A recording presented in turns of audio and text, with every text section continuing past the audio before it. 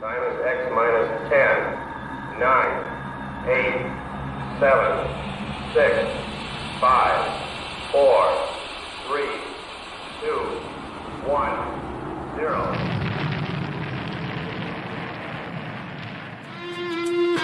It's the Rocket Hour. Y'all are now tuned in. Time to hit the pick four that you'd love to win. If your money's coming slow, step on the faster track with your host, Ricky Pasternak. Let's go.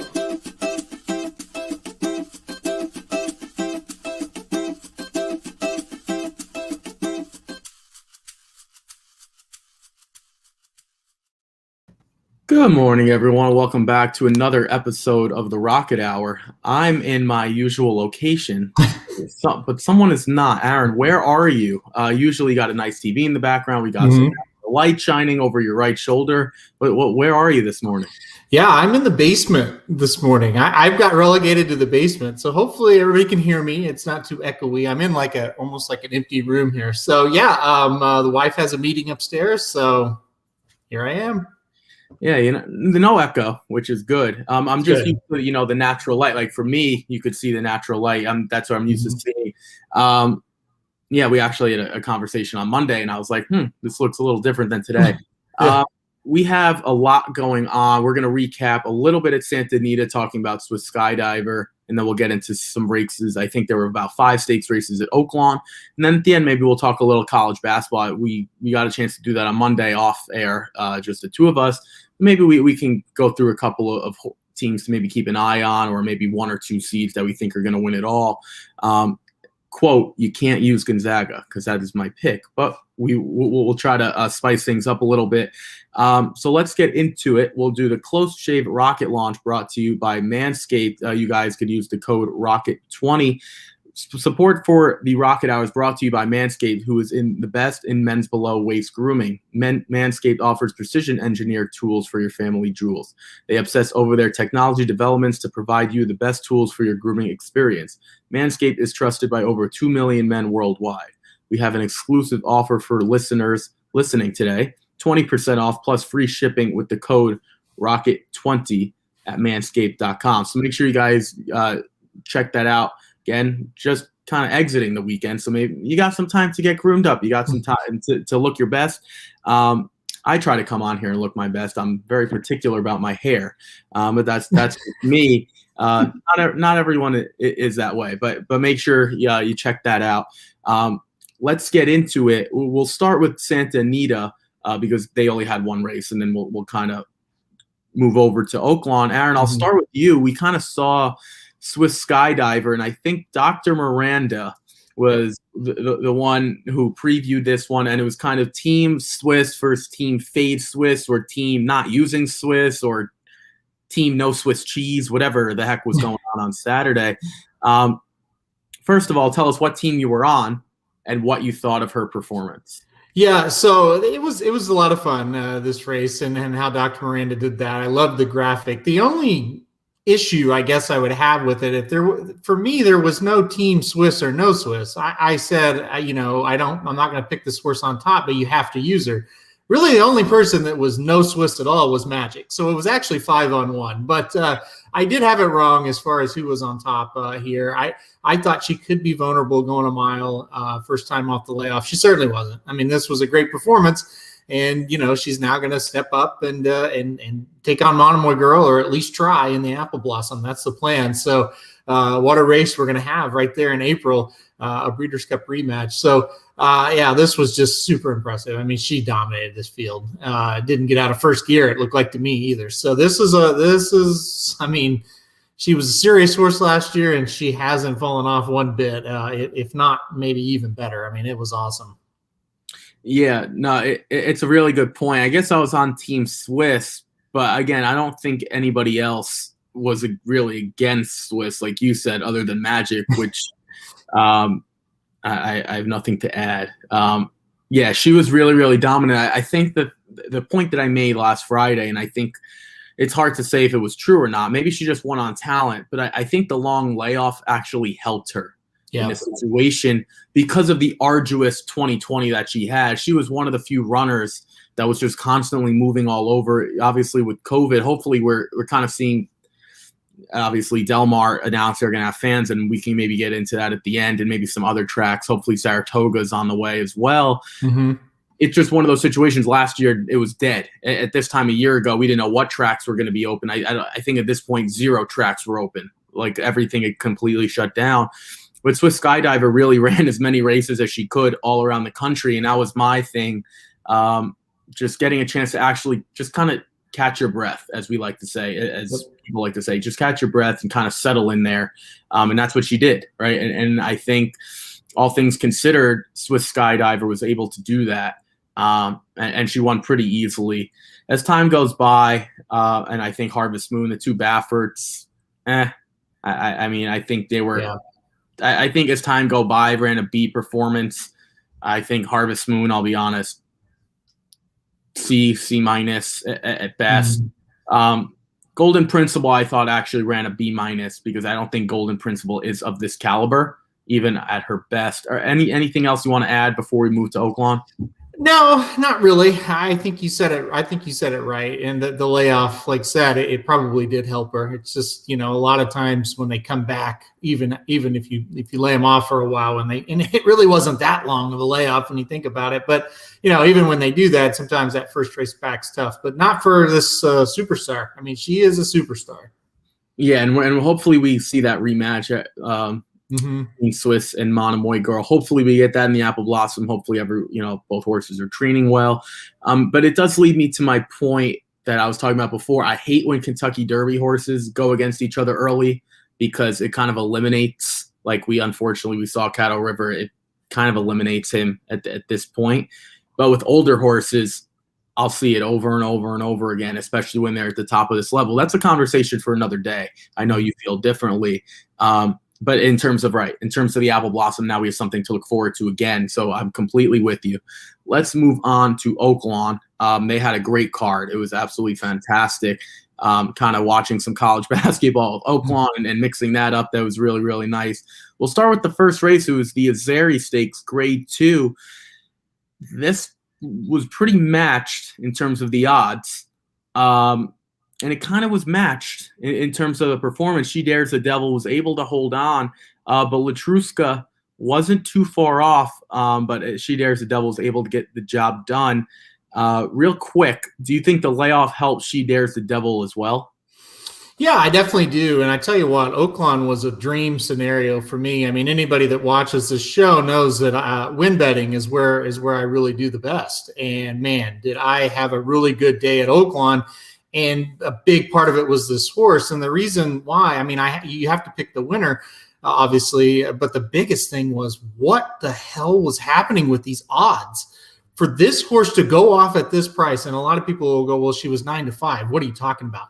I could not believe she was 9-5. And we'll have another discussion about odds that I could not believe a little bit later. I was blown freaking away that this horse was 9-5. I thought she would be 3-5. So I put a large win wager on She Dares the Devil. I didn't share the opinion of a lot that Latruska was going to be a lonely leader here. I knew Dares the Devil at least had enough speed to press her early, and it turns out she's on the lead. I didn't think she would be like a length and a half clear for sure. But, able to hold on, 99 buyer off the layoff.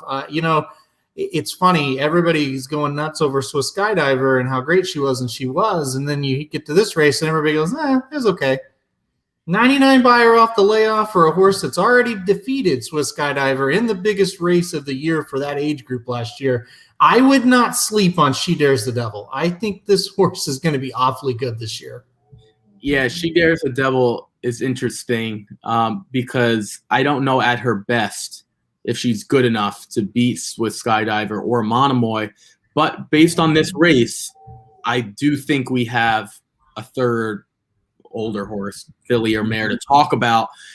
It's going to be interesting because, to your point, she has to run her best race, I think, to beat them, but it might be good enough. So hopefully we see that sort of race, because She Dares the Devil never really was put on the same pedestal as Swiss skydiver, but I think maybe moving forward, we might have to make that switch. Here's the funny thing about horse racing, and a lot of people, not just you, have said this, that I don't think She Dares the Devil on her best day can beat Swiss Skydiver. She Dares the Devil has beaten Swiss Skydiver on her best day. So I don't know. I mean, I get it. Swiss Skydiver's resume is incredible.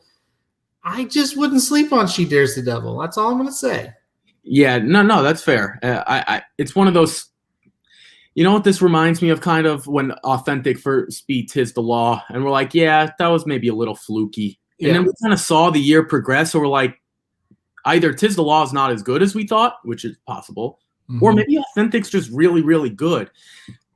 Maybe Swiss Skydiver's just really, really good, but She Dares the Devil on her best day could beat her. It's very interesting, and to your point, the resume kind of suggests that maybe she is Swiss Skydiver's maybe better, but She Dares the Devil's extremely talented. I don't think anyone can go into a race and just hammer Swiss Skydiver. Now, if She Dares the Devil goes up against Monomoy, maybe we have a different conversation, and that would be nice to think about.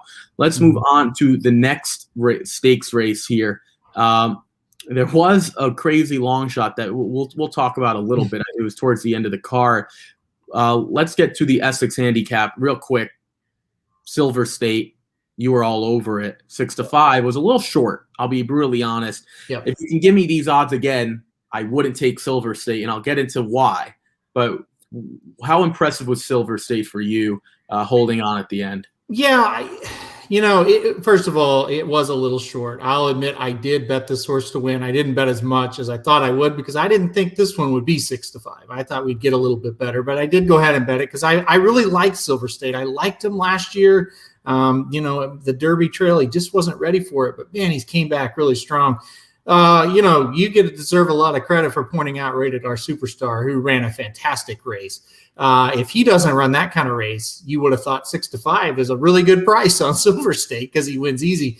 But my goodness, Rated R Superstar made me very nervous here. I thought that was a hell of a move around the turn. It's like, I think Rated R Superstar is going to win by 3. Thankfully, at least for me, thankfully that Silver State dug back in. But this was a good race. And listen, I think Silver State is good, not great. And I think that's just the fairest assessment I can make of him at this point. Yeah, I was all over Rated R Superstar. I think Aaron almost jumped out of his seat when I said to take this horse seriously. And the reason being, when horses run at Oaklawn and they run well, I don't know how that translates anywhere else around the country. I really don't. But when it is a race at Oaklawn in this 3.5, 4 month meet or so, whatever it is, they need to be considered. Unless you are a special horse, which I didn't think anyone in this field was special, they need to be considered. Look at all the speed that went early. I knew Rated R Superstar would be pretty much last, but look at where these horses finished, way out of it. So the times were not even that fast. But again, we've talked about this before. Just because they're going slow, but they're pressured, it's different. It feels faster. And that's what happened here. Green Light Go and Uphold weren't that great, but even the other horses, Night Ops wasn't really good. Harper's First Ride was pretty awful. I didn't get the job done with Rated R Superstar, but if we scroll down a little bit, I really should have had that exacta. And for $1 to pay $19.80, that's 20-1. There's really, to be honest, no excuse why I didn't have it, and I really should have played it. You play it for $10, I mean, or $5 or something like that. It's a nice payoff. But yeah, no, Silver State gets the job done. Silver State is the best horse, but I think you can make a legitimate case. Rated R Superstar belongs at this group, belongs in a lower level stakes based on this performance. The next stakes race. Someone remind me, I do want to talk about the marathon race if we get to that. And something in particular. The Temperance Hill. Here it is. Okay. I'm happy we got to this one next. This was the race that no one could figure out, right? And this was almost, you have to bet everyone. I made a case for Tenfold. Tenfold wasn't horrible. You made a case for Treasure Trove. Treasure Trove wasn't horrible. This, do you have any words to describe what we saw? Because we saw the longest shot on the board wire this field. Yeah, the thing is, I played Plainsman, in the multis and in the tries and even the exacta because I thought Plainsman would get the Carlos L trip, right? I just thought Plainsman would get out in front and he might be the one that's hard to pass. All of a sudden, Carlos L's out in front, and I think what happened here, the rest of the jockeys thought, well, that's fine. Just let that horse go. Man, that was unbelievable. He just kept going. I was really pissed off. Lone Rock was one that would have been okay if he would have won for me. And he hangs just incredibly bad here. I thought Lone Rock had it the whole time. Carlos L, man, I thought at the, mid-stretch he was going to fade. He just kept going. And, I think Dennis said it in the chat, speed going short or going long in these races, it's deadly, whether it be the turf or the dirt. And, he just got out in front and he was just cruising along there and they could not pass him in the stretch. I mean, it helps when you've got shitty tenfold, trying to close who can't win a race. And Lone Rock, I don't know what to say about him. Treasure Trove, he was okay, but it just kind of seemed like everybody was gassed, as they were trying to make up, room on this horse. And I think he was tired too, but since he was in front, they just couldn't get by him. Yeah. The best way I could describe this, it's like a video game, right? These races in terms, and this is what I mean by that. When you go like extreme, when you're riding a race, whatever game you play, and you try to get those boosts, right? And then eventually you like unleash the boost and you go extremely fast and then you get back to regular speed and build up the boost again. It's like this constant cycle. These horses had no boost. They're just like slowly losing energy. So to expect someone to close after 8 furlongs, it's incredibly tough. So I guess this is the best way I could describe it. If you don't think a horse is going to be in the top 4, you probably don't need to use them. The other case is you got to hit the all button. And that's the only way you can get to Carlos L. I'm looking at the entries here. You could hit the all button. It would have taken you 8 horses to do so, or you could have gone to Carlos L by just eliminating any horse that you think is going to be in tier C and maybe even in tier B. That's the only way you can get to it. And I think that needs to be the strategy moving forward. Hopefully for us, or for if you play multi-race, if it's 6 or shorter, then you might as well just hit the all button instead of eliminating 2. But if you're going to have 7 or more, you might just want to eliminate, like tenfold on talent is better than these horses, but he's that far back, which maybe he isn't, maybe he is. He's better than Carlos L on paper. And this is what he showed up with at 5-2. I don't know. These types of races aren't possible.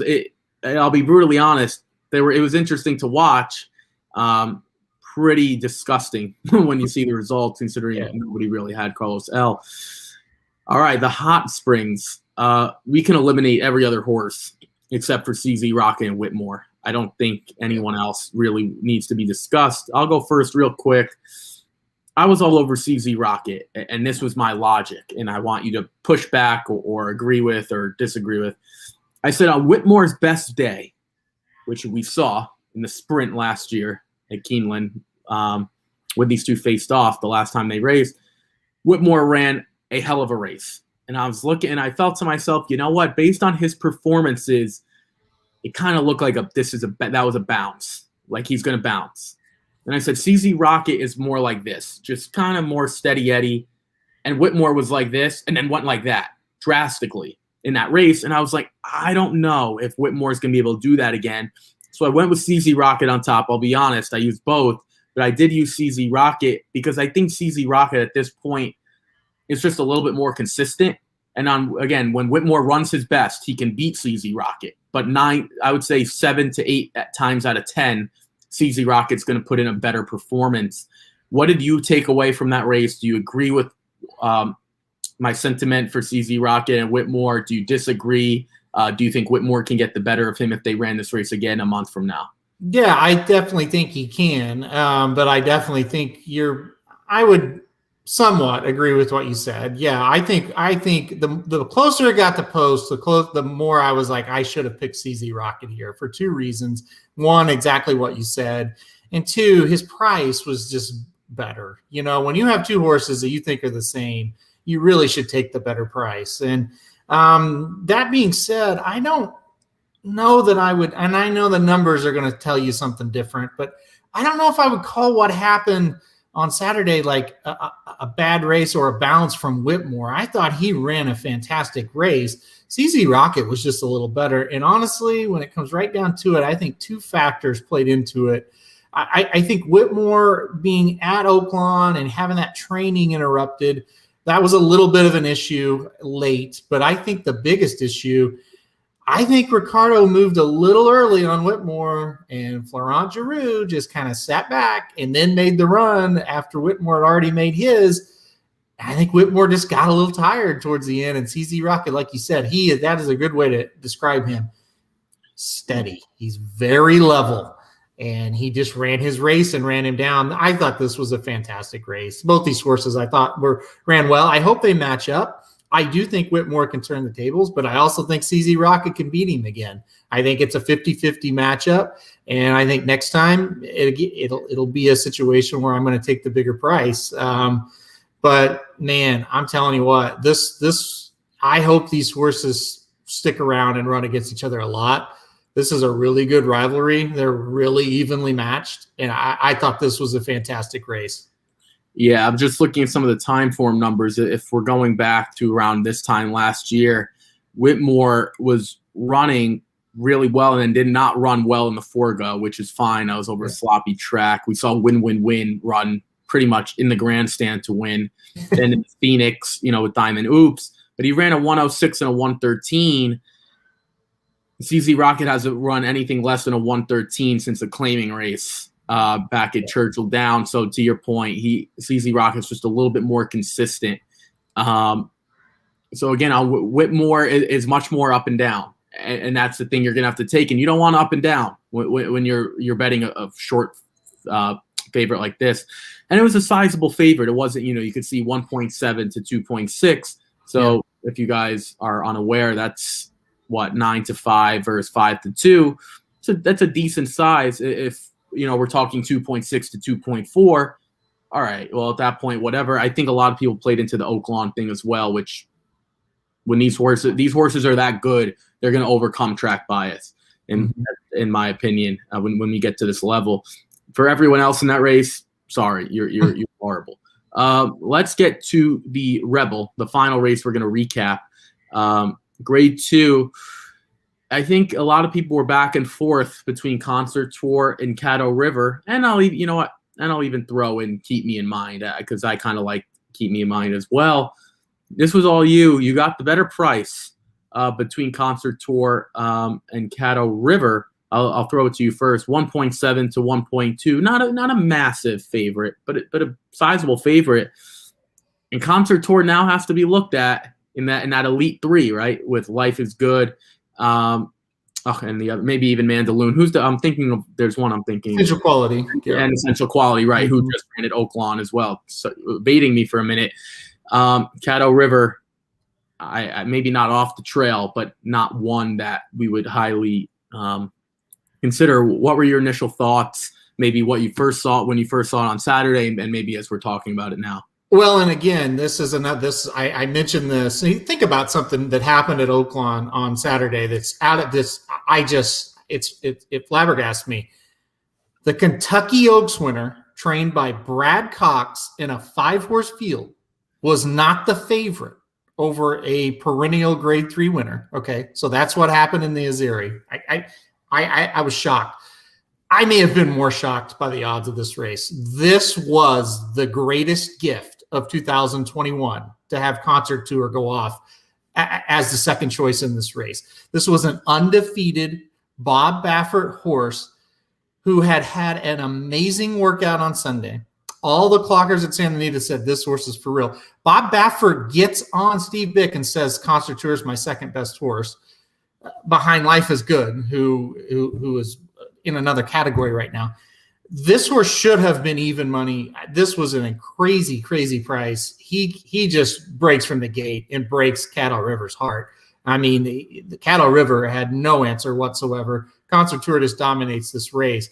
This was a gift. I mean, I couldn't believe it. I was just sitting in there stunned when this horse was 9-5, 8-5, all the way through. That price never wavered for 25 minutes. So this was a really strong performance. The time didn't come back overly fast, but he didn't really exert himself either. So it's kind of a give and take there, but this was really good. To me, he's the second best 3-year-old after this. So this was a really good effort. Dennis asks a question. I thought Concert Tour was the better Baffer over Life is Good. Now that you saw this, do you think that's fair? And what would your answer be? So you're going to say Life is Good is still better. Way better. Yeah. Yeah, and I think that's fair. One, again, we're time form people. Concert Tour came in with a 117 as a spotlight, and basically the way time form works, it gives you like the best 4 time form numbers, the most recent time form numbers, and they spotlight that. That was 117. Cattle River was 108. So basically, according to this, it was never close. According to time form, which is analytics, something we consider. Yeah, I was completely wrong. I did use the 167 because I wasn't sure. The only reason I used Keep Me in Mind is because Keep Me in Mind was pretty good last year, and I wanted to see. Now I don't need to. I've seen enough. A lot of those horses have not really come back all that well. I don't have some of the Breeders' Cup 2-year-old races, but they just haven't come back well, and that happens. I mean, we saw that with Storm the Court. Storm the Court wins. Storm the Court hasn't been the same since he was 2. And if Storm the Court ran against this water bottle, I'd consider the water bottle. So yeah, I don't think we need to use really any of the 2020 horses right now. I think it's all about Baffer. Hopefully they're no positive tests, because Tough Luck Bob seems to flirt with the line a little bit. That was the Close Shave Rocket launch, brought to you by Manscaped. Use the code ROCKET20. Some people are saying I was hurt by Rosario. Jared Bush says that. I don't really think, to be honest, I don't really think it would have made a difference. I think Aaron or I could have been on Concert Tour, and even with the weight allowance, even with a massive weight upgrade, sure Concert Tour, it might have been closer. I'll give you that. But well, the big thing that happened before we get into this shitty Gulfstream card, the big thing that happened is he beat Cattle River to the front, and then Flo did a really good thing. He moved Cattle River to the outside. It's like, okay, let's see if he can stalk. And for a split second, it looked like he was going to, and then that horse shot up in front again. If you watch the replay, you can really see it. Cattle River, for a brief second when they switched to the outside, he's like, okay, I think I'll just sit here a second. And then he shot up trying to get the lead again. That's when the race was over, because at that point, here's what Flo was going to do: strangle him, which he did, and then he had no run, or let him go, and he's going to just burn himself out. I mean, he showed that he wasn't ready to rate off the speed. Now, maybe he learned a lesson, and maybe next time would be better, but he wasn't ready for that one. So, Rosario just said, hey, come beat me. I've got the best horse, and it worked out. To my point, would you have considered Cattle River as a legitimate Kentucky Derby contender if we hadn't seen him after the Smarty Jones? Not in terms of points. I just meant in terms of, like, when these horses do battle, like, we've eliminated Cattle River now, pretty much. So we're going into the Kentucky Derby with 3 or 4. It stinks to me. Like, yes, it was fun to see on Saturday, but this is what I'm saying. It kind of feels like we're at this point where we kind of eliminate each other, right? That's kind of what I meant. Do you still agree or disagree? No, I totally disagree. There's an article out today saying he's going to the Arkansas Derby. So if you think he's going to get a trip, or you think something different, you can bet him again, and they're going to try it again. Where do you want to if you didn't run him Saturday? No, I'm not saying. I'm talking about as a fan. I'm not talking about as an owner. Where would you want to see him run if you're a fan? Say you're the number one fan of Cattle River. Where would you ideally want to see him? In the Jeff Ruby? In the Jeff Ruby. You want to go see him up on the synthetic at Turfway. No, because I want as many horses that I could be hyped up about in the Kentucky Derby. That's like me being a fan of Syracuse basketball and saying, I hope we play South or Missouri State 25 times this year before we get to the tournament. I mean, I wouldn't be upset with an undefeated season. I mean, but what's the point of it is what I'm saying. And eventually, now listen, I mean, maybe not the first prep of the year, but eventually when you get to this third and fourth preps, you have to run them against somebody decent. I mean, no, I get you have to. And again, the way the points are set up, you kind of are forced to see someone at some point. You can't avoid someone forever, but I think everyone would agree if he went to the Jeff Ruby, he would probably win that. So he would get in on points. And I'm just saying, from a horse race, not a fan of Caddo River. I'm not breaking it down as a fan of a horse. I'm breaking it down as the fan of a sport in terms of I want as many horses. And maybe he would go to the Kentucky Derby and finish 10th. I have no idea. I'm just saying, if he were to show up in the Kentucky Derby and he runs in the Arkansas Derby, no one's going to consider that horse a win candidate unless he blows the field away at the Arkansas Derby. And based on what we just saw, that's not going to happen. So I don't know. I think we would be shocked if that horse won the Arkansas Derby. Yeah. But still, I just don't see the logic of, boy, I wish they would have kept him away from any good horses all year. Well, no, and that's the thing, right? And we'll talk about college basketball a little bit. It's kind of, or college football, like with UCF was undefeated a couple of years ago, and it's like, well, we didn't really know what they were made of. Maybe they could, or maybe they couldn't compete. Yeah. And in college basketball, it's like the same thing. Obviously, Gonzaga's beaten teams this year, but there have been a lot of times they're undefeated, and we don't really know what they are. Right. And I get what you're saying. I'm not saying you're wrong. I'm just playing devil's advocate. At some point, right? You do have to run them against someone and make the best of it.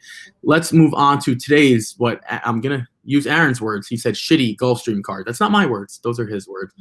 I can't really disagree. It's not great.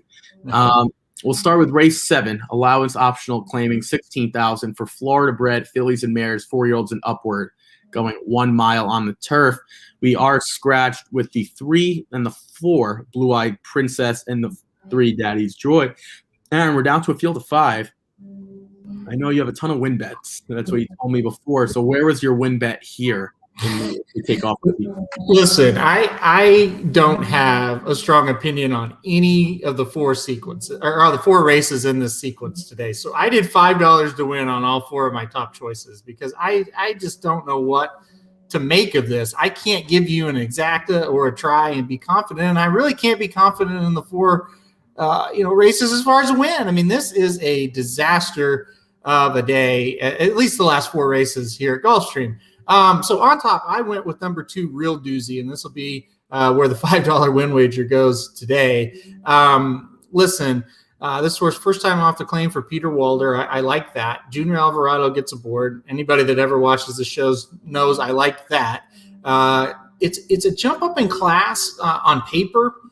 But when you look at the other horses in this race, it's really not much tougher than what she's been up against. So I think the 7 is logical, and I think the 7 will take money. In that way, I believe the 2, who's right there with that 7, and I think the 2 with the inside draw can get out to the lead.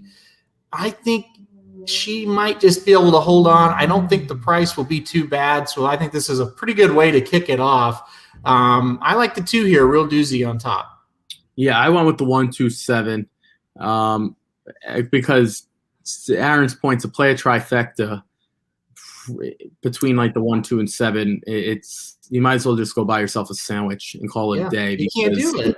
Yeah, it's not going to make sense. So you have 2 ways to play it: a win bet or hammer home an exacta 1, 2, and maybe that's the other way to play it. But even boxing a couple horses, that won't make sense either.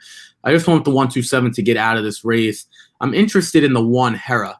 Again, I look at the group of 6, right? So I've seen AOC 25, 25, 20, 20, and then 2 16s. Let's throw the 25s out because I was against open competition and against the better horses. So I'm going to throw those out because I don't think those are relevant. If we look at the AOC 20s, when it was almost 9-1, she won. with Sammy Camacho. Okay, I thought that was good. How about the race before that? Wasn't that good? 5 furlongs. Okay, let's get rid of that one. I didn't like the one over the summer. That was the 5th start back.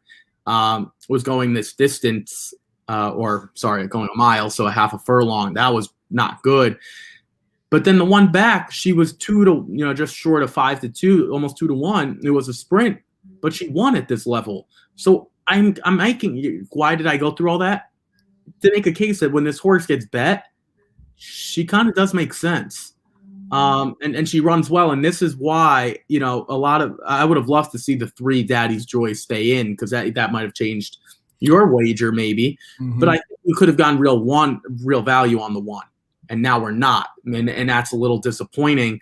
That's what I'm interested in. The 7 Aizu, I think I'm saying that right. It was her first start against winners, not having run since November. She makes sense too. It's a little interesting. Junior Alvarado leaves to go to the 2. He now gets Victor LeBron. That's not great. But I've made this case before. Is Junior Alvarado going to make friends with Peter Walder? It's possible, because Peter Walder is winning at 25%. So it's one of those things, maybe you take the purse here and maybe it's worth it, or you make a friend with Peter Walder long term. It's probably going to do you better. Maybe that's why Junior's leaving. We don't know. We haven't talked to him, but I think the 1-2-7 will get you safe. The only thing about the 5, Josefa, is there's some speed. Maybe she goes gate to wire, but the 2 has plenty of speed also. So I'm looking at the 1 to maybe be on the rail, take a little bit off, and see what happens. Let's go through a couple of comments. Jared says, yeah, that horse is scratched. Okay, so Jared went with the 7. The 7, yeah, that we talked about. Oh, there we go. I don't know what happened there. We talked about that horse. Yes, this is Aaron's man crush, Junior Alvarado. I'm gonna push back. I'm gonna say either Stoops or Lon Kruger, then Junior Alvarado. Yeah. It would go Stoops, then maybe Junior. I'm not Lon Kruger. He's okay, but not over. No, yeah, I'm just messing around with him. Just the Oklahoma thing. Yeah, I mean, I'm not gonna beat around the bush. This race is pretty bad. Let's just move on. Aaron gave his win bet. We don't have to talk about the 5 or 6. This is not great. This one's a little bit better in terms of competition. Starter optional claiming 20,000 for 3-year-old fillies, going 6 furlongs. At least everyone stays in the field here. That's going to be certainly nice. I'll start, and I do think the chalk is the way to go. When we talk about the 3, one at the claiming for David Fox actually was 2 for 2 to start her career, and then just kind of fell off a little bit and lost to our Adios jersey. Our Adios jersey's like a Froster frippery. Gulfstream Park just wins consistently at this level. Never going to be in for a tag. They don't have like as many starter allowances here. It's more starter optional claiming. Again, that's one of those things where you need to look at classes, and every track is different the way. But your starter optional claiming is the same thing, and you don't have to be in for a tag. Yep. So it's kind of the same thing. I think this 3 on the drop down just makes sense. Getting Edgard, Zayas, fine for Luis Zayas.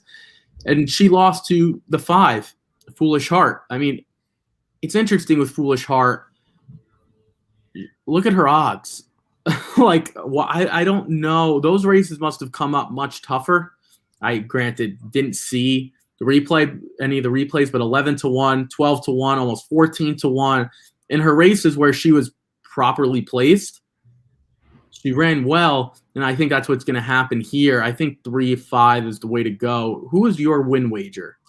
Yeah, I think the 3 and 5 were obvious choices. I definitely agree with what you're playing there. I actually, though, went to the 1 to play the win wager, because when I looked at this, I thought, okay, I'm playing $5 bets today, right? So I'm not going to take the 3 and the 5 because they're going to be the top 2 choices. I didn't think the 1 was that far off. And so the 1, Dim of Wonder, was where I ended up landing. I like that Gaffleone gets aboard. I think that's a good sign. It's second off the claim for O'Dwyer. I think that, is not a terrible angle. I think this horse has been up against some pretty decent ones. The only negative is he has been, or she has been, defeated by Foolish Heart a couple of times. But that was for the old trainer. We got a new trainer here, so maybe he can kind of turn the tables. I thought last time out this horse ran pretty well. She got fourth. I understand that, but put in a pretty good effort. Was up there with a shot. Today, I can just kind of see this horse sitting on the rail and making a move. I think the horse, 7-2 morning line. I think you're going to get every bit of that. If you're playing a win wager and it's a small amount to try to build a little bankroll, I don't hate the one here. So $5 to win on the one for me. I agree with you. I think the 3 and the 5 make a ton of sense. My biggest fear here is the 5 is kind of going to get away from the field and just take him gate to wire. But, let's hope not, for my sake anyway. I think the 1 sits the trip, saves the ground, and maybe is able to catch the 5 late. Yeah, this race is interesting. I went shorter here because of the next race, which I thought was kind of throwing darts, and we'll get into that. The 1 was the horse I had next. It's weird. I like Jeremiah O'Dwyer, but this meet has been really, really tough for him. Yeah. And it's one of those things like Christophe Clement was the same way, just not having a good meet. And at some point, you have to make the decision, is it better? Do you get aboard the trainer because you think it's going to turn around and that's where you get some prices? Or do you just have to ride the wave? It's almost like the stock market a little bit. Like it's really, really low for some of these barns. It's not the stock market. Don't quote me. But do you take the price when it's low and wait for it to go back up and you're going to get some value along the way? Or do you sit it out and just wait for it to regulate itself? Or do you ride the wave and avoid? You can go in 3 directions. So I'm going to fade O'Dwyer, but then Tyler Gaffleone's aboard. So it's interesting. There are a couple comments. Dennis says that he would go with the 1, 3, 4, 5 in my situation. This is why I didn't use the 4. I don't really like the 2, who I put in 4th, and the 4 lost to the 2. So that's enough for me. Did you like the 2 or the 4, Aaron, a little bit? The 4 a little bit. I think the 4 is kind of interesting here. If you're wanting a long shot play, it's another one on paper. This is kind of a class jump, but I don't think it's just a huge one. I think the 4 could kind of sit a decent trip. Got Junior, so I'm never gonna bash Junior. But it's just kind of I want to take a longer price than the 1, 3, 5, so I'll take a shot with a 4 for me type of thing. I put the 4 in 4th. If you want to go one more deep there, then I think that does make sense to use the 4. But I'm kind of with you. This is a race I think you can go a little shorter on, and I kind of agree with how you played it. Yeah.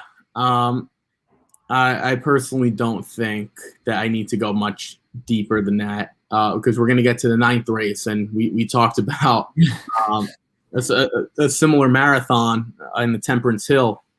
And let's get to the 9th race here. This is allowance optional claiming $35,000 for 4-year-olds and upward, going 1 1/2 miles. So we're going 12 furlong on the turf. There's one scratch at 7. Lake Nakuru. That's a cool name, but Lake Nakuru won't be running.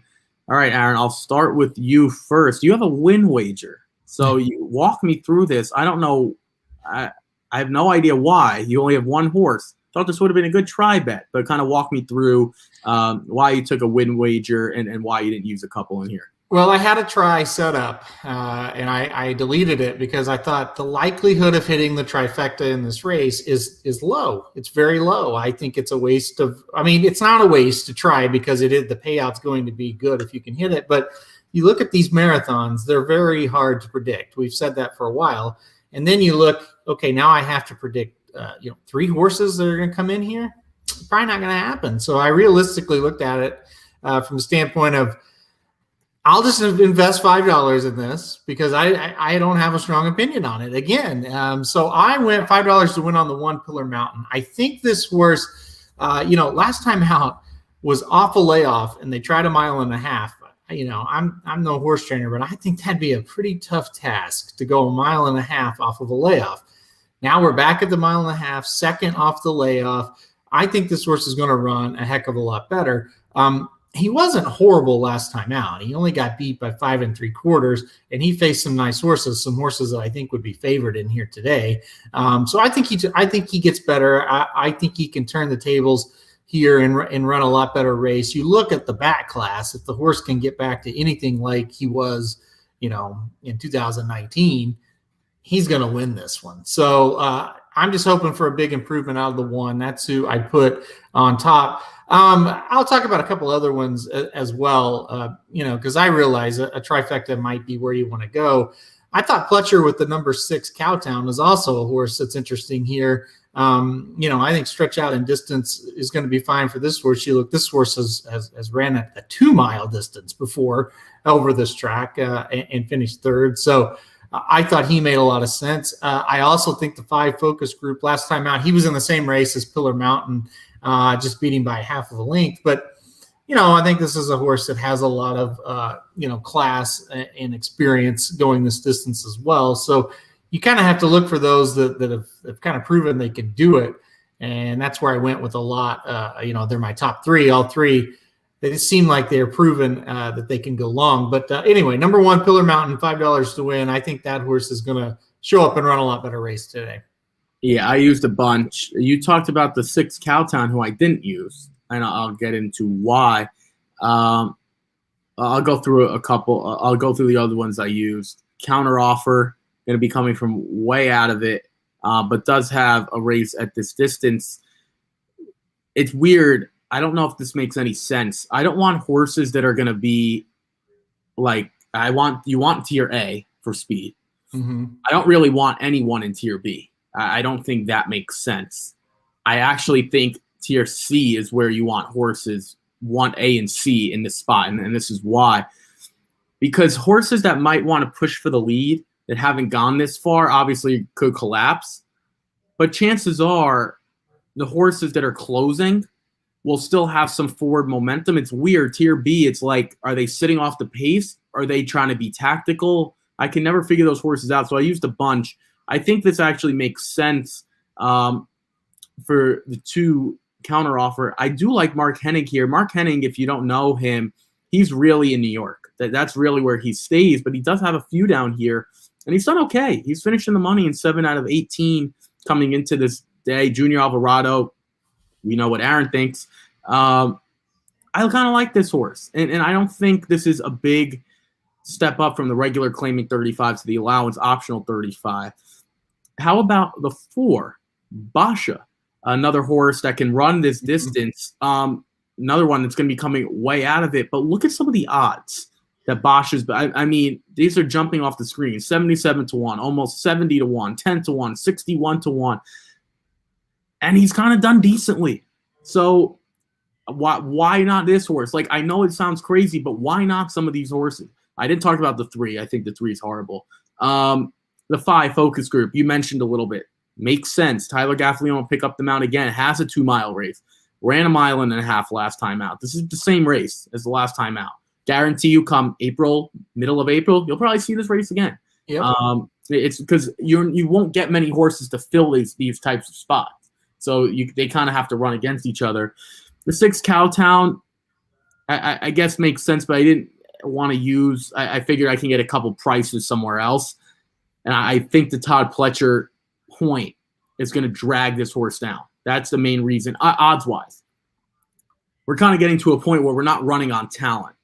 Where we're just kind of riding on tactical spots, and in that position, I don't think it makes sense to you because Cowtown won't be 5 to 1. Cowtown might be that 7 to 2, 4 to 1 range. I don't think Counter Offers that much worse, and I might get a true 7 to 1 there. The 2 others I use. Call Kurt. This horse has done better and better, getting longer, and the 8.5 furlongs was his best. I'm not going to go against Juan Carlos Avila in this spot. I'm not going to. It's a massive, massive adjustment, like massive in terms of distance. The horse can show some speed and maybe Call Kurt is the one that's on the lead. I don't know. If he is, then maybe he could do it. It seems like this horse can get the distance. And how about the last one, Cibolian? This is my angle. I had to use this horse. The Aqueduct to Gulfstream angle. I had to use it. But no, Rodolphe Brissett, 19%. Le Peru, obviously, those are Kentucky connections, especially on the turf. I don't know. I mean, this horse can handle this. Again, I'm saying I don't know in a lot of spots because any of these horses can win. You made a case for the One Pillar Mountain, but I think you could have made legitimate win bets on all of the horses I just made if you want to make a case for it. I don't know. Like, I leave this race and I'm just praying I get through, because if I do, I think this thing can actually pay decently. The problem is if the One Pillar Mountain wins, you'll win. But I'm going to have to take a short price. Were there any other horses that kind of intrigued you a little bit? I know you took the One Pillar Mountain, so that was the horse that made sense. But is there a horse that you're like, I kind of want to see what the odds are, or I'm kind of interested? So, listen, we talked a lot about different horses, and I think the big key, and Mark just said it, I'll put that up there. Who gets the lead is going to be really important. I'm having a hard time figuring out who that's going to be. Mark, it might be the 11. It might be the 10. You touched on a few of them, Ricky, but it's like, I think that's going to be the whole key to the whole thing, right? It's like, who can get the lead and who can, get in that high cruising speed that's going to be tough to run down, because that's where the 1, the 6, the 5, that's where they're going to run into trouble. If you've got a horse that's been cruising on the lead, it's just, who is it going to be? And I'm kind of with Mark. I kind of think it's going to be the 11. I kind of do, but so that would be the one. And you talked about it that I would be interested in. But overall, it was just kind of like, I don't know what to do with any of these, I just don't. This is a really tough, it's an interesting mix. It's tough to know the pace. It's tough to judge, how some of them are going to handle the distance, and the ones that have handled it, they're really not in great form right now. I mean, this race is a mess. Yeah, no, absolutely. It's a complete mess. I wish I could say there was another horse that I was interested in, but I think I used all the horses I legitimately have.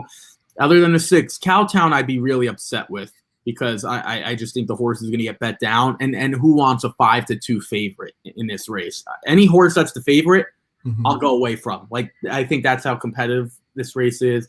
And the distance obviously just throws a wrench into anyone's plan. Maybe the 10 or 11 get the lead, and that's where I'd want to be. Yeah. Let's go to the last race, maiden claiming 12,500 fillies and mares, 3-year-olds and upward. If you're interested in this race, you might as well go to your local high school and watch high schoolers run, because you're going to be watching the same thing. These horses are all career maidens. I don't care what anyone says. Whoever wins this race, continue to bet against them next time out. Real quick, before we get into who we like here, I say the winner of this race immediately drops into the 6,250 level. Yeah. Immediately. Like, I don't even care what any horse can win by 10. If they are not in that spot, please avoid them at all costs, because these horses are absolutely horrendous. I'll start. I use the 6 Hot Babe, and here's why. There's no logic behind it other than the fact Emisael Jaramillo ran for Kathleen O'Connell and still runs for Jose D'Angelo. The only reason why I like that horse, and the fact at least she only has 3 races, so maybe there's some upside. I'll throw it to you. That's who I like. I did like 2 other horses. I'll get into it after. I'll let you start. Who is your win wager? Yeah, so I did like the 6. I think that is a lot. Well, like is a relative term. As far as one of the horses that might win this race, I thought the 6 was definitely one of them. I also, I thought this is really you're right. This race is just horrendously bad. Some of the horses you have to consider here, it's like, I cannot believe I think this horse can actually win. And the 4, Liesel, for me, you can tell by my voice, I'm really excited. But $5 to win on the 4 for the last one here. This is a horse that I play against all the time, right? Second, third, really never close to winning. Just kind of runs up and hits the board. Probably what this horse will do again. But the one thing I kind of thought, okay, Paco stays aboard for the second time. We know he's an aggressive rider. We know the shit. Maybe Paco from this inside post goes, you know what? I'm just going to ride this horse to the front and hope that hopefully we can get the lead and she can stay. That's what I'm banking on with the 4. That's all I got. I mean, it's the only angle that makes sense to me when you really try to handicap this and get to the nuts and bolts of how it's going to play out is if you get to the lead, you're probably going to win. And if the 4, I mean, it's there. She almost got to the lead last time. She's got Lopez. Maybe this 4 just gets to the lead and they can't pass her. So I went with the 4 on top. I agree with you on the 6. I think that's logical. The 1 is horrible, but kind of fits in this race a little bit. So 1, 4, 6 would be my top 3. So I did a little math just to give us an indication on how bad this horse is. I took the 5, and you guys, if you want to laugh at these horses, you should do this. In the last 6 races for the 5, because that's what I look at, this horse lost by 94 lengths combined. That averages, I think, 15 2/3 lengths per race. Yeah. This horse is also so bad. They tried this horse against winners. Yeah. I mean, the only time you see that is if the horse is that bad or the horse is really, really good and you don't care. Like I think there was a horse, the Wesley Ward did that at Saratoga in a turf stakes race. Started in Ascot, I believe, and came over and ran in a stakes race and broke the maiden. Do you remember the name of that horse? It was a turf sprinter. Was it Cowan? No, not Wesley. That wasn't Wesley Ward. No. Maybe it wasn't a Ward. There was a horse that started, I think, overseas and came over and broke the maiden in a stakes race. Think about how talented that horse is. This horse, they tried this horse against winners. Yeah. Because that's how bad the horse is. So it goes in 2 ends of the spectrum. The other horse I think you have to consider, the 4 is fine. How about the 2? Senorita Salsa. And the only reason I say the 2 is because there's one race. One race. We know what the 1 is. We know what the 4 is. We know what the 5 is. The 5 is 0 for 14 with 3 seconds. We know what the 7 is. I guess we don't know what the 8 is. But based on the way the 8s run, we know what the 8 is. I think we know what the 8 is, yeah. 9, 0 for 11, and the 10, 0 for 5. At least the 2, the best thing for the 2 is the fact she hasn't run. She might be god-awful also. But maybe by some miracle, she steps up. Tamara Levy's not horrible. I mean, winning at 12%. This is incredible. If I'm going to do the math off the top of my head, 0 for 8, 17, 31, 34, 41, 44, 55, 60. This field is 0 for 60. I mean, this is, Jared said, we'll take a few comments. Why not just skip it? That's a fair question. I'm telling you to bet $5 to win on a horse race 4 times. That's the equivalent of skipping it. Yeah, the only reason he didn't skip it. We talk about Gulfstream on Wednesday. I mean, yeah. So there's a few more comments we'll get in. Someone said my pick 4 is $54, not $45. Am I doing my math wrong? Hold on. I'll get my calculator out. Because it's 3 times 2. Okay. Oh, times 6. Yes. There we go. Sorry about that. Yes, it's 54. I was like, I'm getting 54 when I do it as well. Yeah. Okay. So that's fine. I'll adjust that now. No, you know what? I only used 5 horses. I'm only using 5 horses. I added an extra one. I'm all over the place. I'll leave it up for 54. You need all the coverage you can get. Leave it for 54. I'll leave it at 54. Sorry about that. I apologize for that. So yes, it's 54. I'm using 6. Yes, math class Wednesday. You know what? That's a good segment. You know why? Because we're going to teach a little bit. We're done with Gulfstream. We're going to do 10 minutes of college basketball. Please chime in with who you like, some Final Four, Elite Eight bets. Aaron and I are huge college basketball fans, like more than most people. Please, if you have any questions, please chime in with those. If you give us some of your picks, what Aaron and I are going to do, we're going to give you one bracket buster. So one double-digit one double-digit seed that we think can get to a Sweet 16, double-digit. And it could be even a play-in, so a team that we might not even know about. And then we're going to take one national champion that's not Gonzaga. So, Aaron, I'll start with you. You know what? That's not fair. We'll start with me because I kind of threw this together at the last minute. We'll start with myself. So when I was looking through this, I said you kind of need a double-digit seed that when you're kind of looking at these situations, not only do people not know about necessarily, but teams that have done it before. One of those teams that I thought was extremely, extremely interesting, and I can't believe I'm saying this, is Maryland. I have hated Maryland for the longest time, and I still do. But one of these things, and I guess you could throw Michigan State if you like Michigan State, these teams that come in battle-tested seem to do really, really well. Mm-hmm. And I happen to like their first-round draw versus UConn. So what does that mean? Okay, I need them to get by UConn. I certainly think that's the case. Now, again, for the record, that doesn't mean I'm picking them to beat UConn, but I'm saying just keep an eye on this team. I think they could beat UConn. I don't think UConn can bring the size. The other thing is they played Iowa before in the Big Ten. Now, let's just say things didn't go well for them when they played Iowa.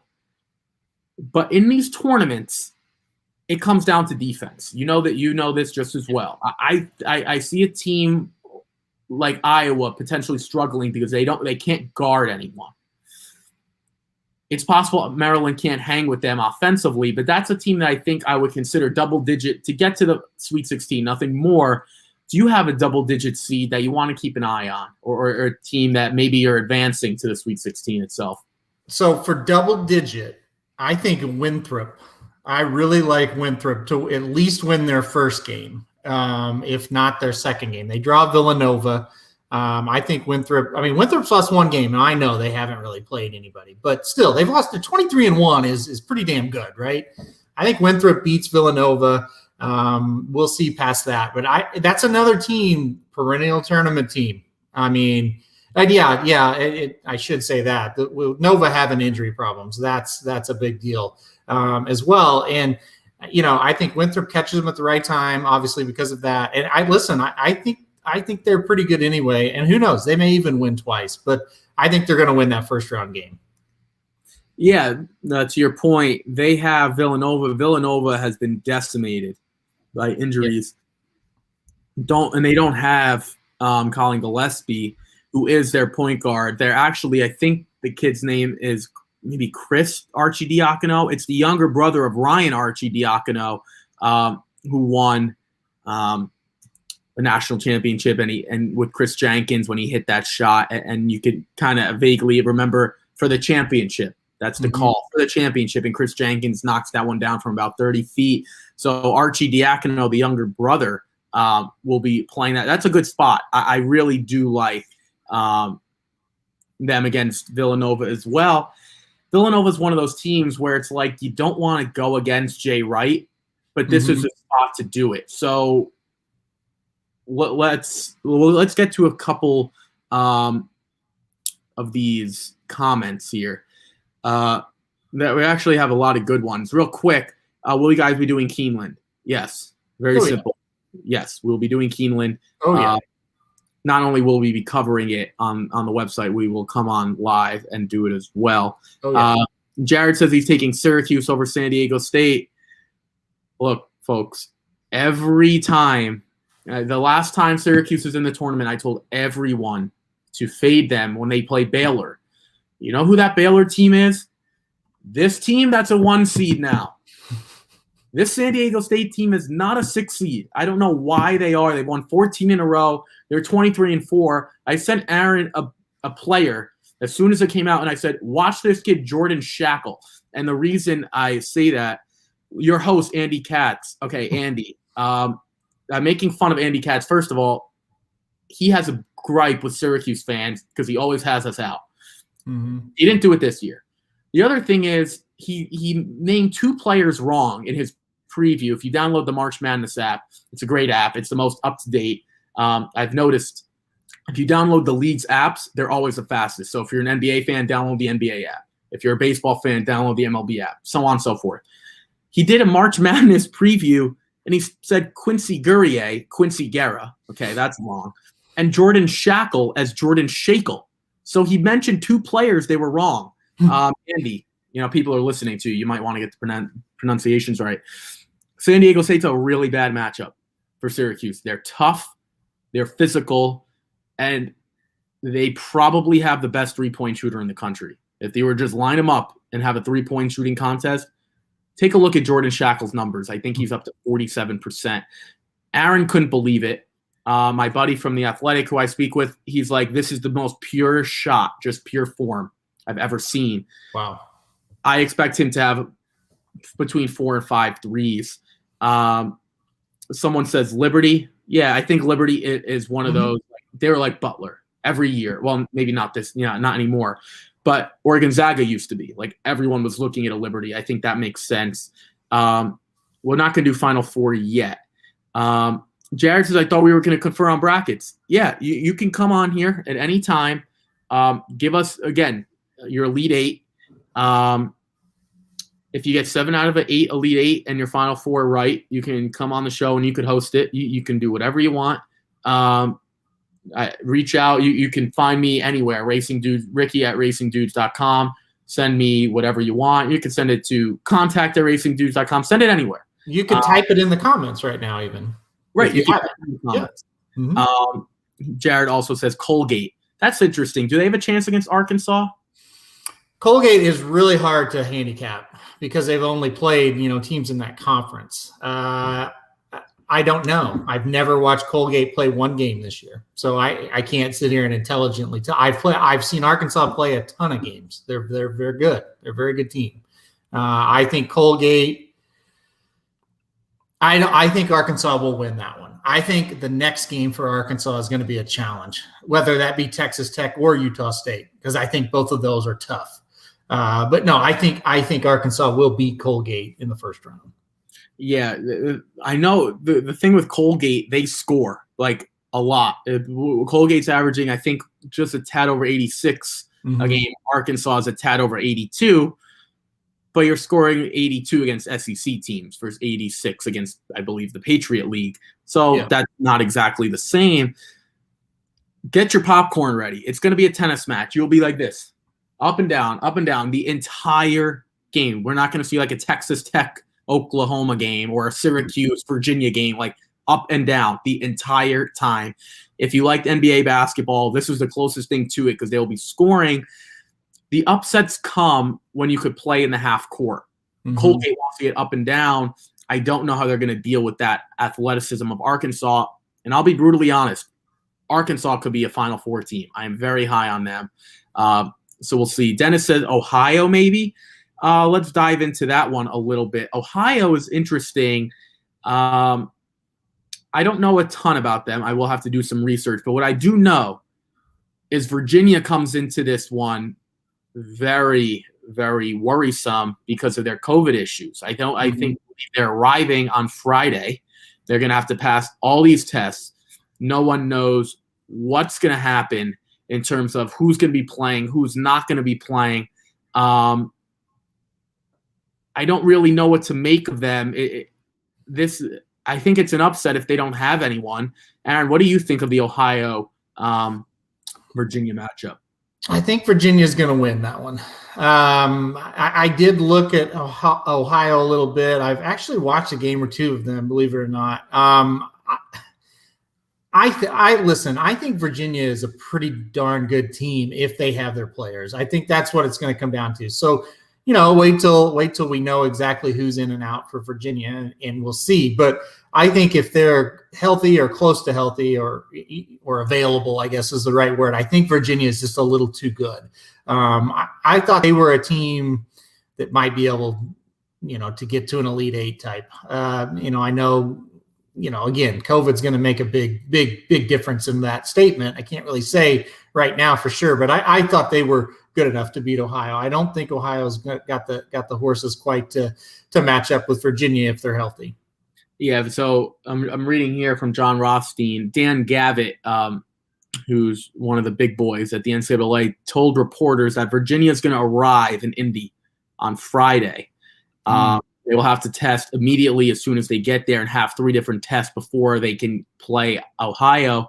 They will have one practice before their game on Saturday, which is tough. Mind you, they're not doing anything now. They are quarantining now. So they are completely adverse to the situation. They cannot participate in any team activities before that ends. Let's get to a couple other. We talked about UConn a little bit. We're getting into some stats here. Jared says, don't Nova even without. I guess he likes it, Villanova. Dennis says Grand Canyon. Grand Canyon comes into this tournament as a 15 seed against Iowa. Yeah, they play good defense. They are one of the better defensive teams in the country. The problem was when I saw that matchup, they have to get the player of the year. Good luck. The problem with Luka Garza is he's not a one-trick pony. Luka Garza will step out and hit threes. Luka Garza, I think, will take advantage of Grand Canyon. I want to throw this one at you. North Texas comes in as a pretty big long shot as well. They have an interesting game, though. I'm trying to find it. I don't remember off the top of my head. Do you know who they're playing off the top of your head? Yeah, I just had it up. They're playing Purdue. I actually like North Texas. Yeah, Purdue is interesting. Purdue is one of those teams that kind of went underrated in the Big Ten because they weren't the Michigan, they weren't the Ohio State, they weren't the Iowa, they weren't the Illinois. But Purdue played really, really well down the stretch. Purdue had a tough game. I believe they played Ohio State, and they've been tested as well. They obviously played Ohio State 3 times and didn't get the best of them in the Big Ten tournament. So you like North Texas. I have to dive into that one a little bit more. But Purdue's one of those teams every year. I can't figure them out. There are some teams I don't figure out. They're one of them. I've watched North Texas a lot this year, and I admittedly, for whatever reason, I haven't watched a lot of Purdue, but I never liked them in this tournament ever. I don't know why. I always pick against them, so I put North Texas to beat Purdue. Yeah, they're interesting because North Texas wants to play the same style as Purdue. Right, yeah. They're going to slow it down. Like the Arkansas-Colgate one is interesting because both teams will play up tempo. Syracuse and San Diego State's interesting because both teams kind of want to slow it down. They'll shoot and things like that. Those are the interesting matchups. When you get the 2 different stylistic matchups, it's interesting. Jared says, don't pick Winthrop. I probably will just because I don't trust Villanova. There's always a 12-5. I think not last year, 2 years ago, I think there were 3 12 versus 5 matchups. Dennis says, I like how Ricky is more interested in the bracket. Oh, I am. Than the scrappy gold. Oh, yeah, I am. I absolutely. Well, we covered Gulfstream. We covered both. Jared says a college basketball bracket show. I don't think we're going to do a whole show. We're kind of getting it over with now. Any final thoughts? I'm going to throw it to you. You're national champion. But as we wrap up, national champion, you are not allowed to use Gonzaga. So for the record, let us know if you want to use Gonzaga, but I'm making you talk about another team. Yeah, I mean, I think Gonzaga is definitely should be the favorite. I've liked this team all year. I think they're in a region they can win. I think if you want to play a little bit of a longer shot, I think Houston can win the Midwest. I don't dislike Illinois, but I think out of the 4 1 seeds, they're the most vulnerable. So there's that. And again, I don't dislike Illinois, but I think they're beatable. I'm not a huge Clemson fan or Rutgers fan, and that's who Houston would have to play in the second round. So I think Houston can get to the Sweet 16. And at that point, my feelings. I don't really like West Virginia, so they would be one potential, opponent. San Diego State, they get. I've researched them because of you. They're decent. And then, Syracuse could be there too. I think Houston can handle those teams. And so I think they can make the Final Four. So anyway, if I had to go with an outside the box one, I would go with Houston. Yeah. Outside the box, that's fair. And again, it was anyone that's not Gonzaga. For the record, I'm also using Gonzaga, but I do want to use Baylor, and this is why. To win this tournament, you have to have amazing guard play. You have to. You will not win without it. So what did that tell me? That told me a few of the teams that I already immediately eliminated. I think Iowa's got some good guards. I don't like them. I like the teams with experience. Who doesn't have experience? That's a team like Houston in terms of experience of who they played. I love their guards. I love Quentin Grimes, who was at Kansas. I love Marcus Sasser. I love a lot of their guys. They really just haven't played anyone of true note. They played Texas Tech. Okay. Ask Aaron what he thinks of Texas Tech, and it's not great. They're an average team. Right, and outside of that, right, Texas Tech is not I'm pretty down on Texas Tech. I've said this. I told Aaron before, we're going to leave this tournament. I said this off there. I said we're going to leave this tournament, and the Big 12 is not going to look very good. That's my bold prediction. I could be wrong. We could have 2 teams in the Final Four. We could have a West Virginia and a Texas, and I'm going to look like an idiot. Well, hold on just a second. You're picking Baylor, but you're saying the Big 12 is not going to look good. But outside outside of that, because I think Baylor is outshot. Like, they're going to make the Big 12 look good. But I think the rest of the conference itself is not that good. Like, I think Baylor is better than any Big 10 team, but I think the group of Big 10 teams is better. Does that make sense? Yeah, I get it. Yep. Like, I think Baylor is the one outlier in the Big 12 because we can name 4 Big 10 teams that I think could actually win the whole thing. I'm naming one Big 12 team. Right. Anyway, I don't think Texas has a chance. Sorry, Oklahoma doesn't have a chance. I don't think any ACC team has a chance, to be brutally honest. I think Oklahoma State is the other team out of the Big 12 that you need to keep an eye on. Yeah, I agree with what you're saying, but I do think Oklahoma State, because they've got that elite player, and they've got good guard play. I think they're definitely one. But anyway, go ahead. Yeah, no, that's very fair because Cade Cunningham has enough talent where he's not Kemba Walker. Right. But can he get on a roll like that where he's single-handedly winning games like Oklahoma tried to have with Trae Young? I don't know. Even though it didn't work out for Oklahoma, it is possible. It is very possible. Now, he will need help. He can't go 1-on-5, but can he give you a couple games where he scores 30 or potentially 40? Yeah, he can. It's going to be interesting, though, because if they face Tennessee is a pretty good defensive team. So they would do whatever they can to knock off Cade Cunningham and play defense.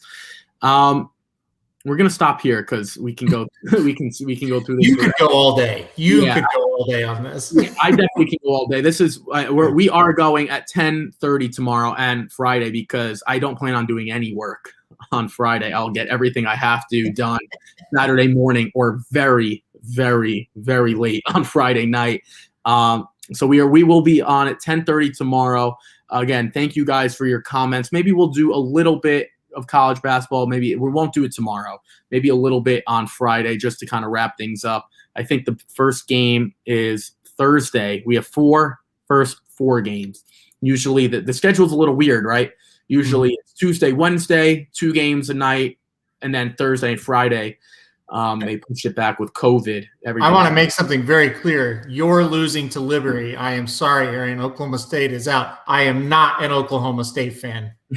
Absolutely 1,000% not an Oklahoma State fan. I am an Oklahoma fan. Yes, he's So assuming. it would make me very happy if Liberty won that game. Yeah, he is an Oklahoma fan. So Yeah. I think if we want to take a dig at Aaron, you would say, Aaron, they're not beating Missouri. Right, which I would agree with.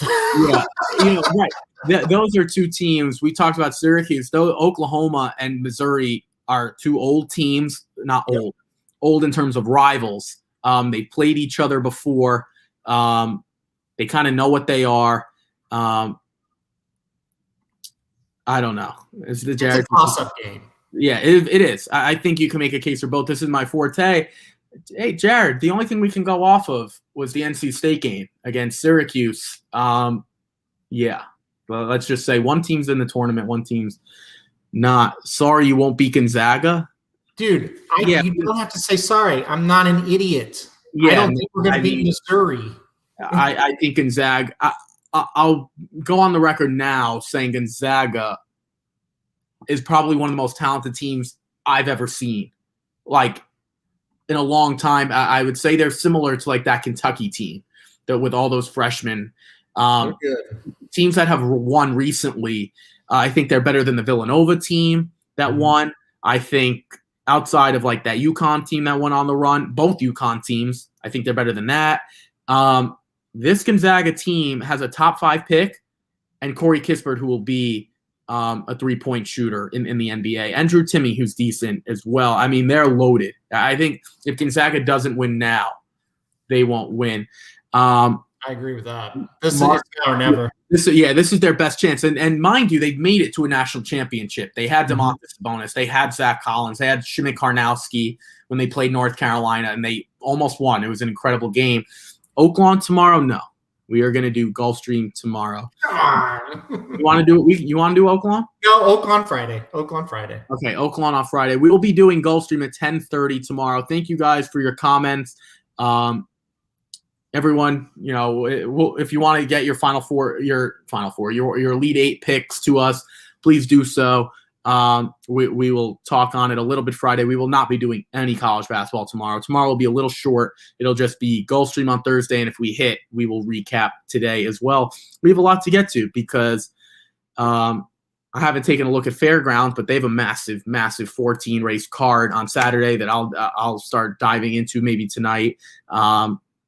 So there's a lot to get to for us. So that's why we're going to hop off here. We'll see you guys tomorrow at 10:30. Again, 10:30 tomorrow, 10:30 on Friday. Aaron requested 10:30 tomorrow. I'm personally requesting 10:30 on Friday because I will not be on anywhere past 12:14 and 39 seconds or so. I will be tuning in, trying to switch back and forth between as many games as possible. So thank you guys again for tuning in. We will see you guys later tomorrow. And everyone have a good one. Stay safe. Stay healthy if you are playing at Gulfstream. Good luck today. And we will be here tomorrow to recap it all. Take care, everyone.